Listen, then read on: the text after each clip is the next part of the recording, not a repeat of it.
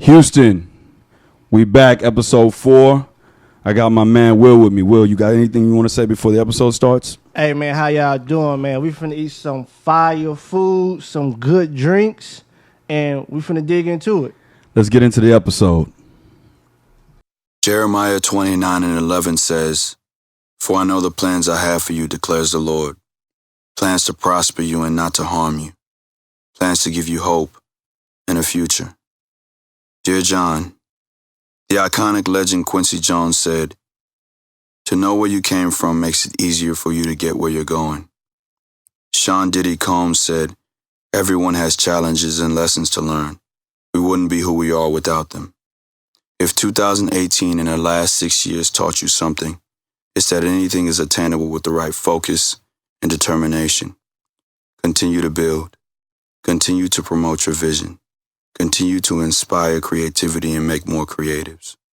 In closing, Nas said, "No idea is original. There's nothing new under the sun. It's never what you do, but how it's done. The first chapter of your vision's movements is done. However, you're still a visionary. Peace and blessings. John Ross."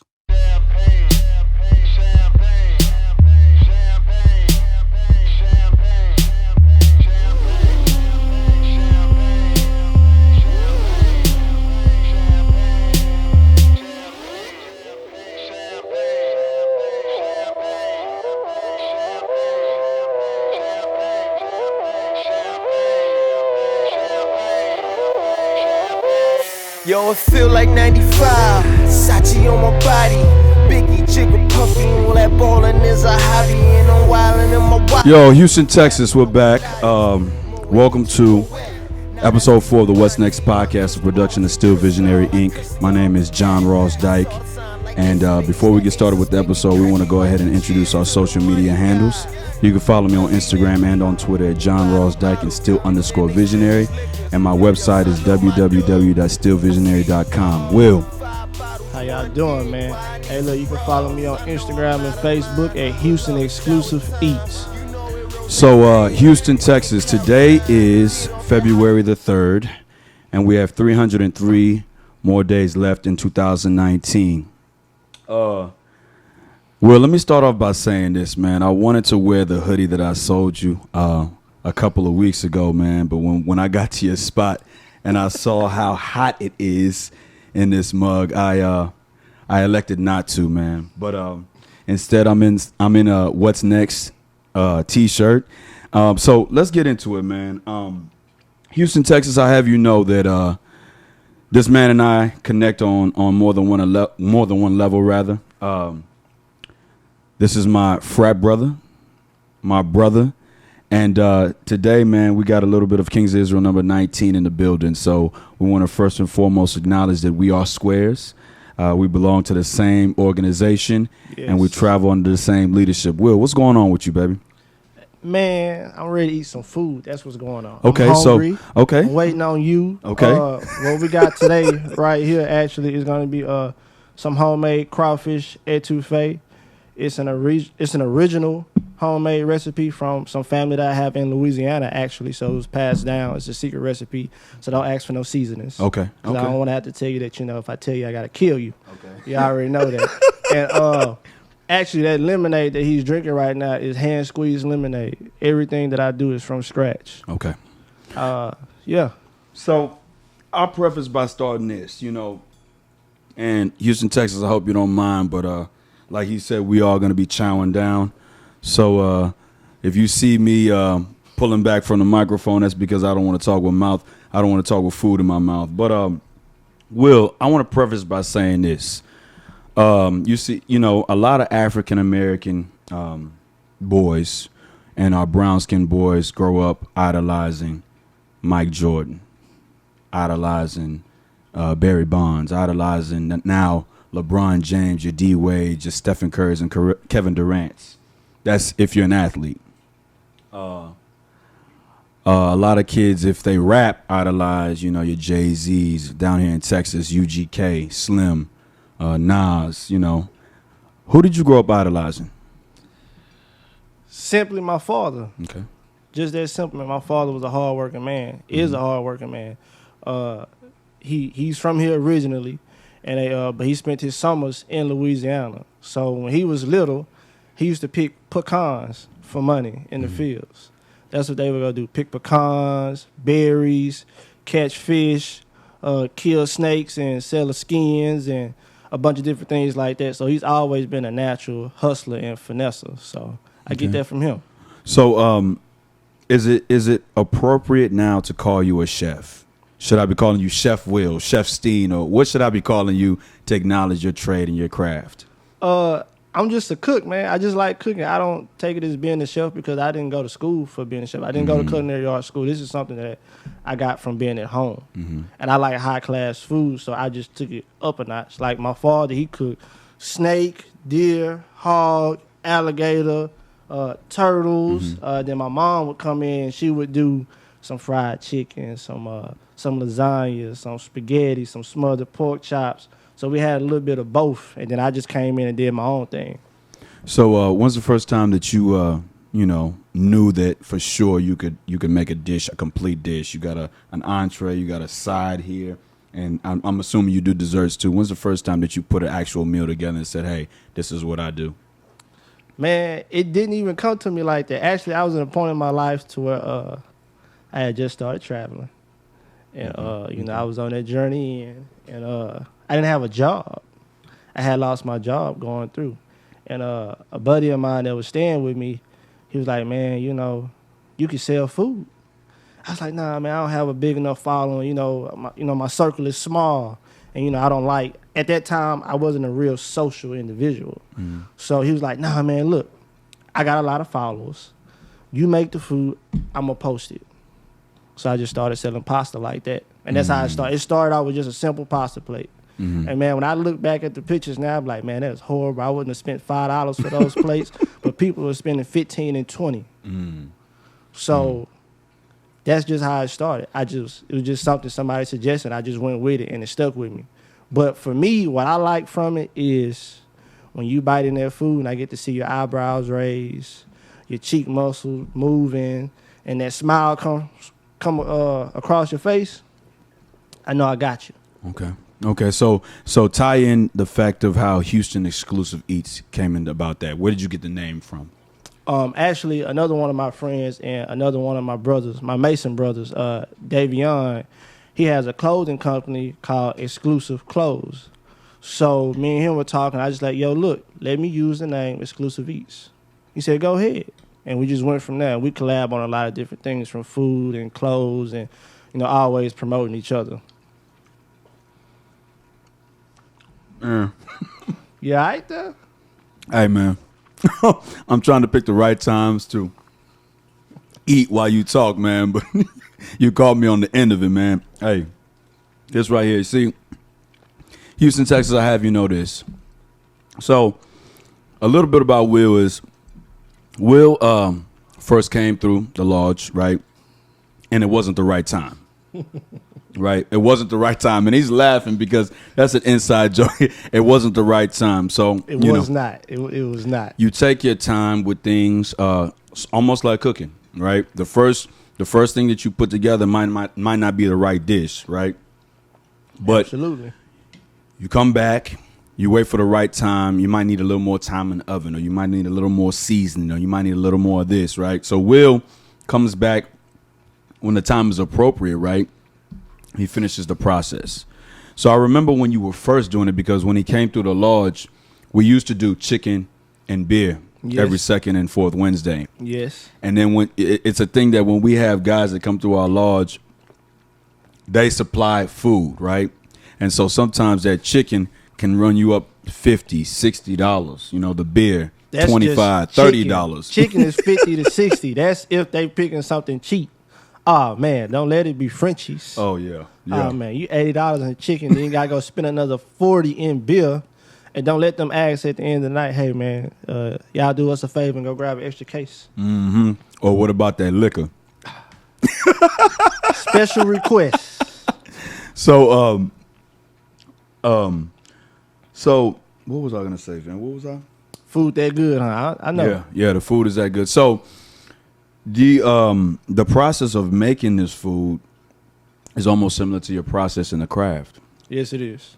Explain that. Talk to us about that. How you made this dish, this particular dish, and why this dish. I chose this particular dish because I love seafood, and that's something that a lot of people can relate to. Seafood. We in Houston, we are known for our seafood. A lot of rappers and celebrities and other people come to Houston just to eat Papados. And I'm gonna be honest with you, this plate is better than Papados. And this Facts. particular dish at Papados, I think they etouffee plate goes for like $34.99, $25, and you're gonna get a bigger fish. You're gonna get some real seasoning, and you're gonna get more everything. So Talk that. I like when people pop their shit. Talk that. I have to, man. I have to be honest. It doesn't just look good; it tastes good. You know, and you can tell that when I'm cooking this, I'm putting a lot of love into it. I'm taking my time. I'm not just rushing and trying to get it out the door. Everything from picking up ingredients to taking orders to cooking it, plating it. I take my time. I take my time with it because I want it to be perfect. It's been nice where I've made pans of pasta for people, and if it didn't taste right, guess what? I scrapped the whole pan. I went paid for another one out of my pocket. They didn't know it, but I paid for it out of my pocket, and they got a free pan. So yeah, it's something that you have to take your time with everything. So, fam, because I don't have any manners, man. I normally do this at the beginning of the episodes, but I find a way to conveniently sneak this in. I have this token from my company to you, man. It's a black SVI t-shirt that I give to everybody who comes on and features on the episode, and I want you to, wear that and rock that and, just tell them where you got it from, man. So that's a gift from the company to you. Most definitely. I greatly appreciate that, brother. So, they say that the key to a man's heart is through his stomach, or something I've heard, something like that, right? How would you say that being somebody who can throw down in the kitchen has affected your personal life? Man, the fact that you asked me that, it literally gave me chill bumps up the back of my neck. It has impacted my life in a major way because I could be doing a lot of different things. I'm from South Park, and that name alone says a lot. I could be selling other stuff besides food, and I chose to take a different route. So it helps keep me grounded. Just like the Lodge, man, the Lodge has kept me grounded so much these past 6-7 months. And we'll get more into that after the show. But it's just a beacon of light, bro. It's a difference. Because I don't have to go work a 9 to 5. I can really put my energy into all of this and run a business, a company. It's life for me. I go in the kitchen, like I said, I don't cook to sell plates. That's fine, but I cook to make a difference because me giving a homeless man some food might stop him from doing something crazy. It's just like a compliment you give to somebody when you see him. How you doing? You okay? You look beautiful. Man, brother, you look handsome. Man. Who your barber is. Me saying something that simple could stop you from snapping. Me cooking a plate for somebody and handing it to them for free or whether they pay for it, that food can make their day and change their whole mood, their whole mindset. So it's just a life-changing experience. Okay. So here on the podcast, what I like to do, man, on the podcast is I like to bring creatives on, talk about their journeys, all right? What makes them a creative? What is this thing that they've created? So take us through the process of, for anybody who aspires to be a chef, aspires to cook, take us through the process from going from the very beginning where nothing is cooked, nothing is seasoned, to coming out with a masterpiece like you have right here. Start us from the beginning. For somebody that's beginning and just trying something, man, I'm gonna be honest with you. I was 18 when I started cooking, so I didn't start cooking early because I lived in a 2-parent household. My parents cooked everything. My daddy was cooking wild game. My mama was cooking soul food and everything else, so I didn't have to cook. But when I moved into my first apartment, and my girlfriend at the time, no shade, she couldn't really cook. She was baked fish, baked chicken. It was all baked.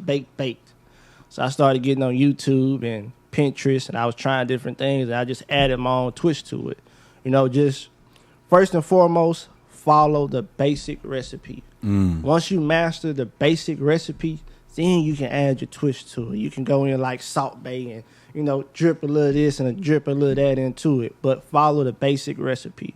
And after you master that, everything else is a breeze. You just trying stuff. I still go in the store and I'll see something. I'm like, what's this? Let me grab this. Let me try this when I get home.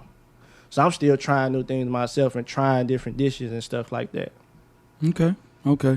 What song's on your mind right now? Man, Wins and Losses by Meek Mill. Okay.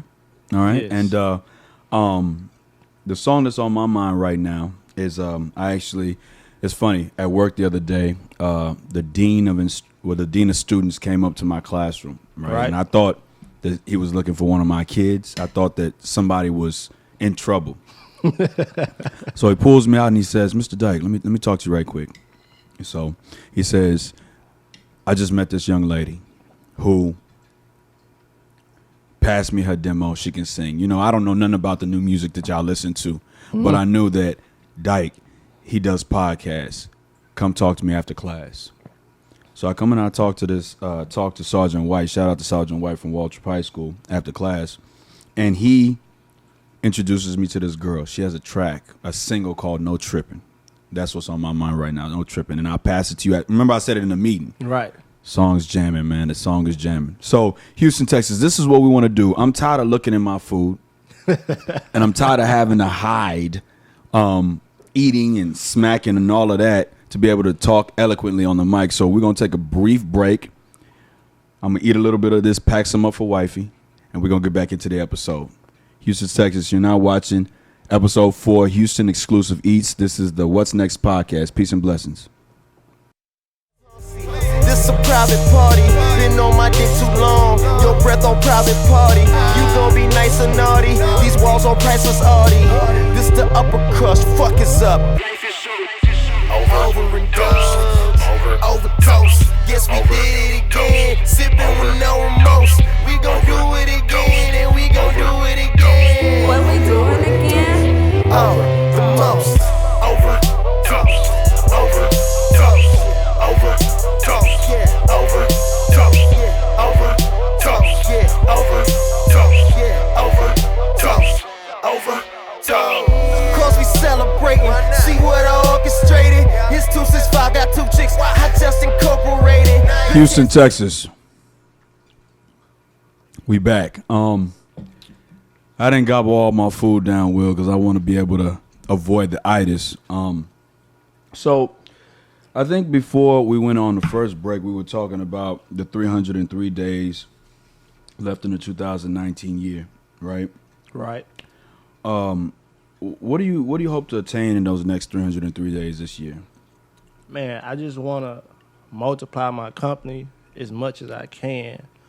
I'm looking to move into a small restaurant, but I want to do something local because all the food businesses are in Third Ward, Midtown, Uptown, the Heights.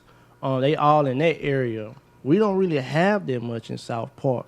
So that's why when I'm cooking, I'm doing something exquisite, something with a little bit more class. It's not just a hamburger and some bacon and lettuce and tomatoes. I want to bring some class to my neighborhood. That's actually what I would like to do later in life. I just want to do something different in my hood that ain't nobody else did. Okay. And so you've said twice now South Bank. Explain South Bank, South Park, and how that relates to the South Side. All right, so South Park goes from 610 to dead end. Okay. All right. It's zip code 77033 and 77048. So if you're from Hersheywood, Kelso, South Bank, Dead End, Sims Bio, a couple guys, South Acres, it's a few neighborhoods within South Park, just like how Fifth Ward has its own different factions and sections. We have the same thing. Well, Fifth Ward would, yeah. You're right. All right. So, you said something about wanting to put on for your hood and wanting to be in this area because there was nothing exclusive in this area. Have you heard about the Houston food truck festival or something like that? You know, that thing that Fred and them be doing. Have you heard about that? Yeah, I heard about the food truck festival. I'm just not at that point in my life to where I want to do a food truck exactly because it's a lot of overhead, it's a lot of maintenance, and I read over those paperworks multiple times, and it's a lot too. It's a real tedious. You can't just go out on the street and sell food. No, you have to have a list of how long you're going to be at this spot, where you're getting your water from, who you got the permit from, what the owner is saying, and all these different things. So I just don't feel like now is an appropriate time for that. Maybe next year or in a year or two, I'll be trying to do a food truck. But right now, I just want to grow the company and get a nice, solid fan base first. Okay. Hey, man. So, cooking. What is the allure that you have? And you said this before, but I want you to be more specific in terms of like the different foods that you choose. What is the allure that you have for just the aspect of putting a meal together? What is the allure that you have for that? Like why put a meal together? And you said some stuff, but I want you to cater towards the food that you actually touch and wash and clean and all of that. What is the allure behind cooking? It depends on the mood that I'm in. The mood really, and what's going on around me or what I seen that day. Almost like how a rapper see something, they'll jot it down on paper. Depending on what I see that day or my mood depends on how I'm going to cook. But as far as seafood, I try to eat as clean as possible. So I try to stay away from food that's not clean for us. And by clean, I mean by what's in the Bible, what they say you're not supposed to touch. Like not only you're not supposed to not eat crawfish, you're not supposed to touch it. It's not supposed to touch your clothes. So I try to stay away from it, but I'm human. We make mistakes. You know, that's something you got to work on that block. Something that I'm working on. But I love seafood, and that's where a lot of it comes from. I try to stay away from red meat. I was actually going through a period in my life where I wasn't eating red meat, and I was craving a hamburger one night. This was like after 8 months of no red meat, none whatsoever.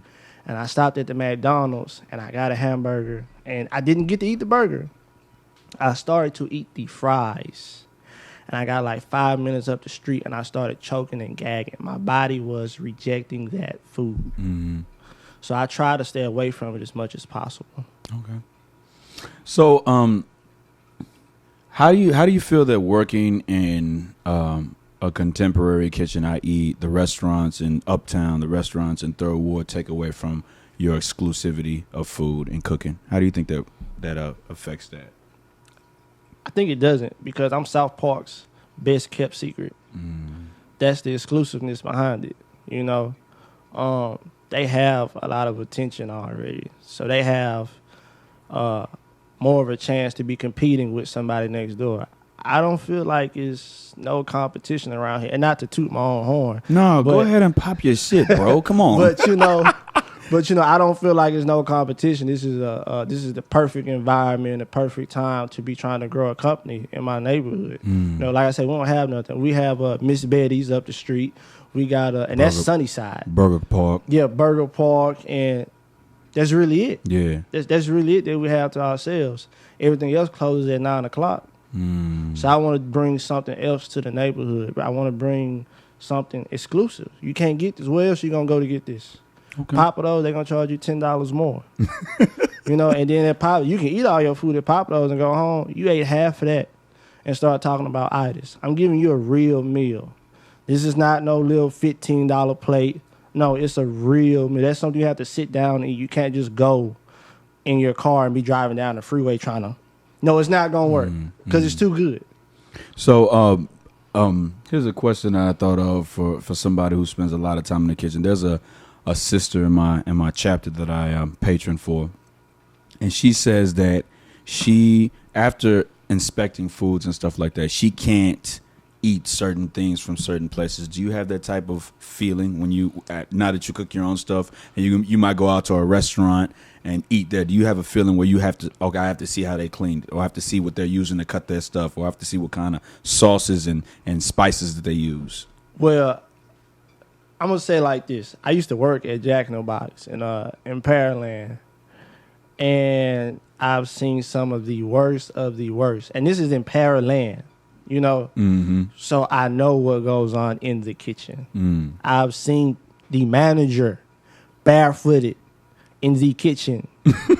Like, look at me. I'm not joking. Barefooted in the kitchen, cooking food, you know. So, yes, I am very, very picky when it comes to where I eat and how they cook things and things of that nature. And not only did I work at Jack in the Box, but I had the chance to work at a more upscale restaurant at the downtown aquarium, and I seen how things are supposed to be done. So I got to see the good, the bad, and the nasty. Okay. Hey, so you have a website? Yes, I do. I'm actually in the process of remodeling the website, but the website is xklusiveeats.com. That's going to be XKLUSIVE eats EATS.com. Okay. So what I like to do here on the podcast, man, is the podcast came about me thinking about the moves after I finish a certain project. So I would have worked on a project and I'm nearing the process of dropping it. And then I think to myself, okay, well, when this project is dropped, what's next? What I like to ask the features on this podcast is, so what's next for Will Steen of Houston Xklusive Eats? First of all, what's next for me personally and for my company? We selling jerk chicken plates. Okay. This Friday. Okay. At AJ's Barbershop. And that's gonna be March the 7th. Yeah, March the 7th. Every Friday, I'm at AJ's Barbershop. That's on the corner of 288 and Reed Road. And from 12:30 to 2 o'clock, I am there selling plates. You can actually follow me on my website or the Instagram page, Houston Xklusive Eats. And you're able to keep up with me and see what we have going on for that week.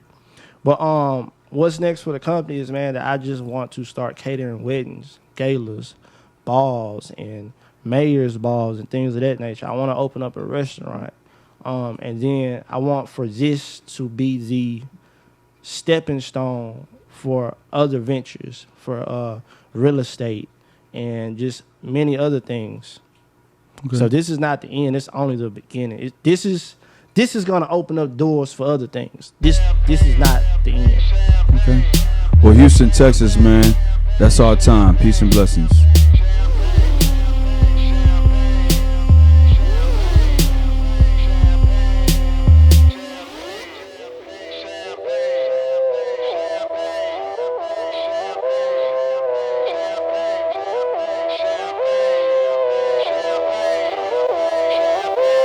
Yo, it feel like 95, Sachi on my body, Biggie, Jigger, Puffy, all that ballin' is a hobby. And I'm wildin' in my wallies, them valleys, no Pilates. More way get you more wet, nah that's these Spumante. My crystal ball, I see crystal, I crystal y'all with that. I saw the sign like Ace of Spades, that Ace of Spades get cracked me like cheers to the money guys, the Willie niggas who buy them bottles, and then they spill these liquors. Yo, salute my dude. I see you, dawg. 5 bottles, 1 dick. Why I need 2 bras? I know I'm out of line, but love is shower time. You know it rose rain when your cloud is 9. Get off that high ass hussy. This a private party. Been on my dick too long. Your breath on private party. You gon' be nice or naughty. These walls on priceless Audi. This the upper crust. Fuck is up. Over and done. Over.